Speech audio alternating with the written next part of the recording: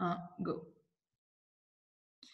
Bonjour, bienvenue pour ce nouvel épisode de Pleinement Moi. Donc, vous avez vu, j'ai pris l'habitude maintenant d'inviter des personnes assez extraordinaires à vous parler de qui elles sont, de comment elles vivent ce confinement et surtout à vous dévoiler leurs talents.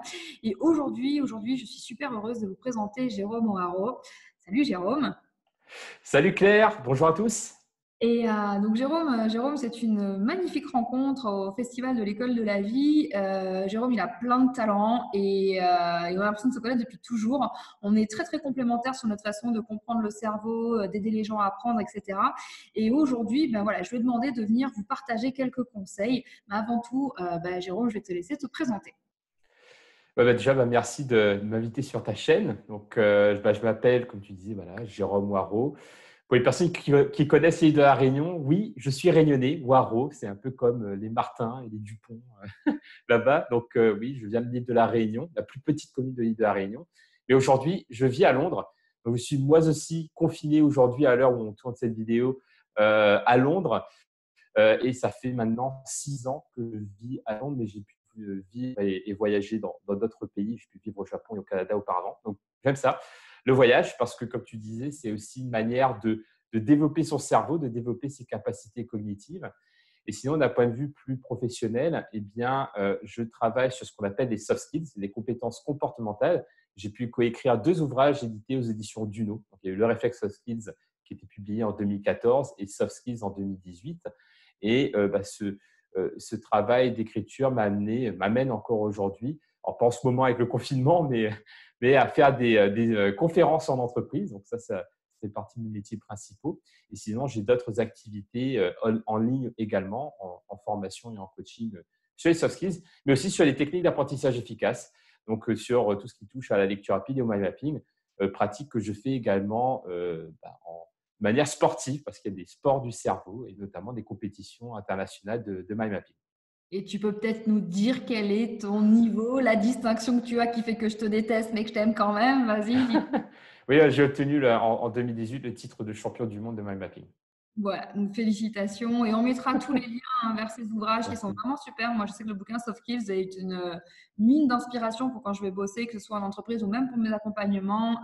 Et je trouve que, je vais dire que nous, personnes atypiques et hypersensibles, on est encore mieux sur les soft skills parce qu'il y a des choses avec l'intuition qu'on développe ou qu'on ressent, je dirais peut-être de façon plus flagrante que les personnes classiques. Et c'est pour ça que je me suis beaucoup retrouvée dans tout ce que tu présentais. Donc, je vous aurai tous les liens pour connaître le monde merveilleux de Jérôme et de ce talent dans le descriptif de la vidéo. Je t'ai demandé de venir aujourd'hui. C'est vrai que d'habitude, c'est toi qui m'invites. Donc là, moi, je suis vraiment ravie de pouvoir t'inviter sur ma chaîne. Je suis super émue. Justement, ces fameuses soft skills, là, on parle à des personnes hypersensibles, atypiques qui se posent beaucoup de questions. On part du principe que la personne neuroatypique passe son temps, sa vie à se poser des questions sans forcément avoir les réponses. Est-ce qu'on peut faire un lien? Est-ce qu'il y a un truc à développer dans cette période de confinement? Je suis chez moi, je me pose des questions, je ne sais pas trop comment j'avance, je psychote ou pas sur l'après. Est-ce que ce confinement te paraît propice à développer certaines soft skills? Et si oui, lesquelles? Alors oui, alors déjà par rapport aux soft skills, donc les compétences comportementales, c'est quoi? Ce sont toutes les compétences qu'on utilise tous les jours, que ce soit dans des situations professionnelles ou personnelles, comme la capacité à se concentrer, la capacité à se motiver, la capacité à communiquer. Donc des compétences très transversales. Ça veut dire que, par exemple, ma capacité à structurer, à m'organiser dans un milieu professionnel peut m'aider aussi dans d'autres situations personnelles. Et aussi, ces compétences sont profondément humaines. C'est-à-dire que l'intelligence artificielle, aujourd'hui, n'est pas encore capable de générer la motivation, de l'engagement ou de la créativité. Donc, c'est des compétences propres à l'humain. Et aussi, le mot le plus important en fait, dans tout ça, dans les soft skills, c'est le mot skills, le mot compétences. C'est les compétences que l'on a en nous et qu'on peut développer. Et pourquoi j'ai co-créé ce concept-là? C'était une stratégie pour moi de gestion de mon anxiété. Donc, en fait, je suis quand même de nature assez anxieuse et par exemple, notamment dans les transports en commun. Et quand je vais prendre l'avion, par exemple, ou quand je vais prendre un train, c'est plus fort que moi. Je vais être anxieux sur le fait que j'ai peut-être le rater et que si jamais j'ai mon taxi ou mon métro qui est en retard, mince, je commence à me faire mes films, etc. Et en fait, pour moi, cette philosophie liée aux soft skills, c'est une stratégie pour me dire que finalement, l'imprévu ou la difficulté est une opportunité de progression. Parce que quand on n'a pas de difficulté ou pas d'imprévu, du coup, tout se passe bien, on ne sort pas de sa zone de confort. Mais c'est justement l'imprévu, la difficulté qui fait qu'on doit aller puiser ses ressources en nous, qu'on appelle donc les soft skills, pour pouvoir y faire face. Et donc, c'est dans ces moments-là que l'on va progresser et évoluer dans cette sortie de zone de confort. Donc, à chaque fois que je fais face à un imprévu ou une difficulté, eh bien, tout de suite, mon réflexe, c'est de me dire, quand je sens l'anxiété monter, de me dire, OK, là, grâce à ça, qu'est-ce que je suis en train de développer comme compétence? Donc là, par exemple, avec le confinement, pour moi, ce n'est pas forcément une sortie de zone de confort parce que ça fait 10 ans que je travaille en télétravail. Mais par exemple, pour des personnes pour qui ce serait une nouveauté de dire je ne vais pas aller au travail tous les jours comme j'avais l'habitude de faire ou comment je vais cohabiter avec mon conjoint, ma conjointe H24, 7 jours sur 7 et en plus avec les enfants. Donc là, pour sortir de ce questionnement ou de cette psychose, eh bien, ça veut dire, OK, quelle est l'opportunité de développement de compétences que j'ai grâce à cette situation? Donc, tout de suite, je fais le shift, je fais la transformation de l'imprévu désagréable en opportunité. Donc, déjà, je ne vais pas vivre la situation de manière négative, mais plutôt positive. Pardon de t'interrompre, mais pour moi, comment dire, la clé, la première clé, le premier pas, il est là. Comment tu fais pour faire ce switch? Comment tu fais pour bloquer tu nous expliquais très bien tout à l'heure le stress de rater un transport, etc. Tu es sûr que tu n'es pas neuroatypique? Parce que alors, nous, on se fait des montagnes et on se fait 12 000 scénarios comme quoi on a raté les trucs et tout ça. Mais comment tu fais pour arrêter ta machine négative qui se met en branle sur c'est horrible, machin? Comment tu fais pour dire stop? Quelle est l'opportunité que je peux voir là? C'est la feuille de papier. Pour moi, c'est je sors du cerveau pour la mettre sur le papier. Toutes les pensées, je les mets sur papier. Donc, D'accord. du coup, quand je sens que ça monte, je m'y prends le plus tôt possible aussi. Parce que quand la machine est lancée, c'est plus dur de l'arrêter. Donc, je prends une feuille de papier ou mon carnet et je commence à écrire. Donc, qu'est-ce que j'écris dessus? J'écris la situation pour la rendre la plus neutre possible. Donc, je ne vais pas y mettre d'émotion, je vais juste mettre quels sont les faits, qu'est-ce que j'observe. Donc, par exemple, le train a 10 minutes de retard, par exemple. Et si je n'ai pas accès à ça, eh bien, je m'imagine le faire. Je dis, OK, alors, quelle est là, je ferme les yeux, je dis, OK, concrètement, là, sans rentrer dans l'émotion, qu'est-ce qui se passe? Donc, j'imagine écrire le train à 15 minutes de retard. OK, Ok, donc c'est un tu fait. visualises. Soit tu peux le faire en physique, soit tu visualises. Voilà. Ok. Ensuite, je m'imagine compléter cette liste en disant, OK, grâce à ces situations, quelles sont les compétences qui vont m'aider à mieux vivre la situation? Tout de suite, c'est ça. En fait, ensuite, je me pose une question. C'est la question qui va guider ma pensée. Donc, plutôt que de me dire, ah là, qu'est-ce qui va se passer si je rate mon train? Je remplace cette question-là par qu'est-ce que je développe? Non, pardon. Quelles sont les compétences que j'ai besoin tout de suite là pour mieux me sentir? Donc, je remplace la question et avec cette question-là, je me dis, OK, bon, j'ai besoin de patience, j'ai besoin d'optimisme, j'ai besoin de détente également parce que ça ne sert à rien finalement de stresser. Le train ne va pas aller plus vite. Donc, donc, du Ah, coup, tu t'es rendu compte de ça toi aussi? Ouais, non, ça marche pas, hein. non, clairement pas. Et donc, grâce à cette question, je réoriente le processus de pensée vers quelque chose de plus positif. Et après, je conscientise en disant, OK, eh bien, j'utilise ma patience et tout de suite, je me projette. C'est-à-dire, je m'extrais de la situation en me disant, OK, la patience, mais grâce à cette patience, qu'est-ce que je pourrais accomplir demain? Et tiens, avec la patience, je vais prendre les meilleures décisions dans mon business ou je vais être plus patient avec mes proches, donc avoir une meilleure relation. Donc, j'essaie de voir un peu le retour sur investissement Ouais. que j'aurai plus tard grâce à cet investissement tout de suite là que je suis en train de faire dans cette compétence. Je ne sais pas si je suis clair.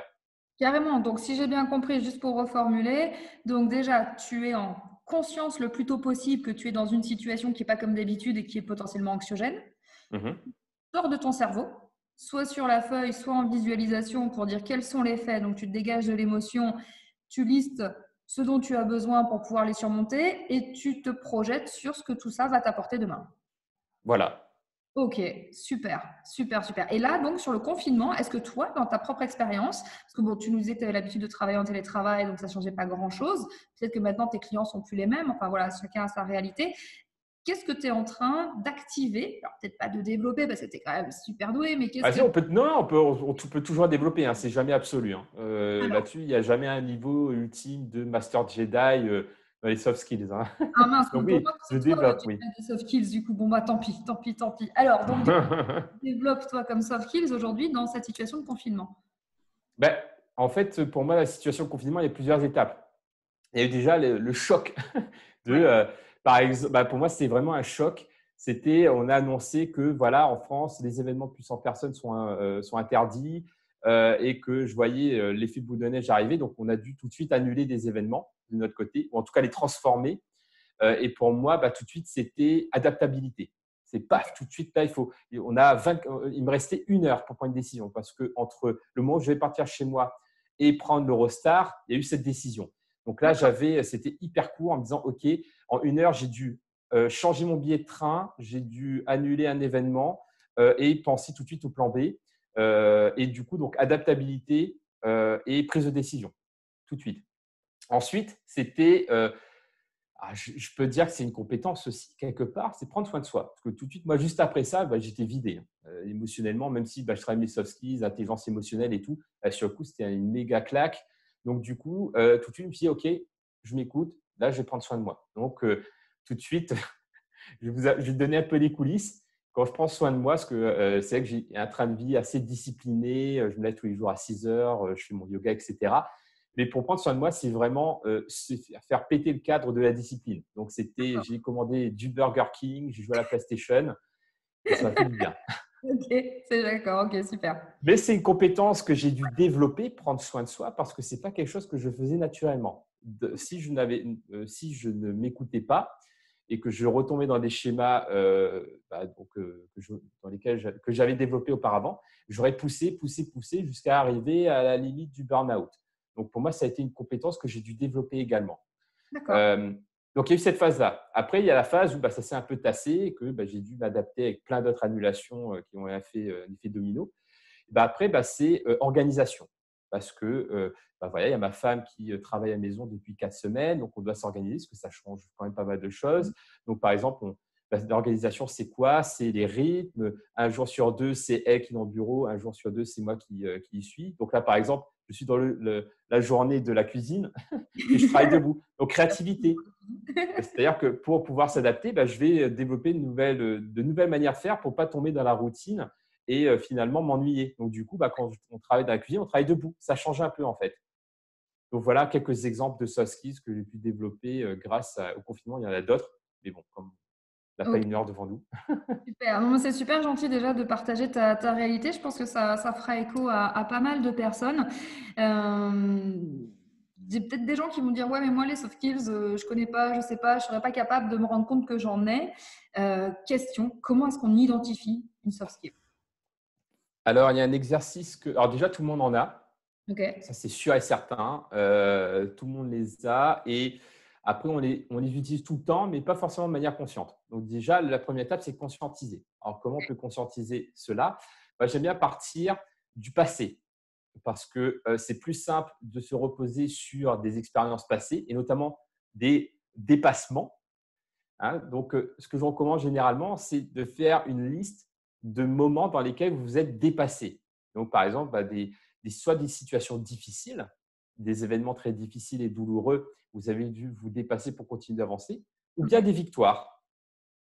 Donc, lister des grandes victoires aussi. Donc, ça fait du bien aussi hein, de prendre le temps de lister ça.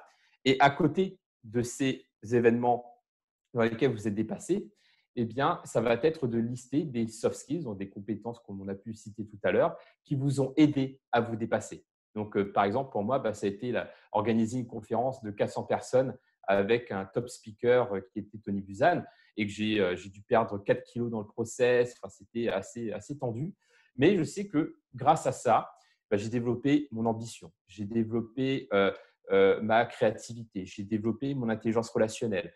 Et tout ça fait que grâce à cette expérience, bah, aujourd'hui, je suis devenu meilleur dans ces situations-là.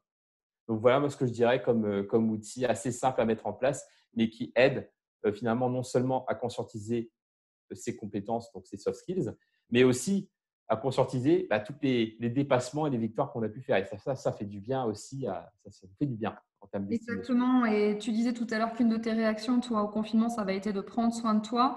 Et c'est vrai que je Mhm. vous invite hein, à revenir sur vos victoires, à revenir sur tous les challenges que vous avez relevés. Parce que ça va vous faire du bien déjà de vous dire, ah ouais, je suis capable de faire ça, j'ai réussi à faire ça. Affichez-le en grand sur les murs. Vous avez que ça à faire pour l'instant, de toute façon. Vous vous repeindrez après. Vous aurez le temps de d'écrire et de peindre après pendant le confinement. Mais voilà, visualiser ça, ça me paraît vraiment quelque chose de très, très important. Le conscientiser. Merci beaucoup, Jérôme. C'était très riche d'avoir ce partage avec toi. Voilà, c'était Bah, top. merci à toi, Claire. Merci de m'avoir invité. Et, bah, Donc, je j'espère que ce rappelle, contenu donnera quelques clés aux personnes qui nous ont écoutés. oui, bah, de toute façon, n'hésitez pas à poser vos questions à Jérôme si vous en avez en dessous. Je vous rappelle que c'est le champion du monde hein, de mémoire. Donc voilà, il s'y connaît un petit peu. Merci beaucoup. Et puis, bah, écoute, pourquoi pas à bientôt pour une nouvelle interview. Yes, bah, merci beaucoup. À bientôt. Ciao, au revoir. Au revoir.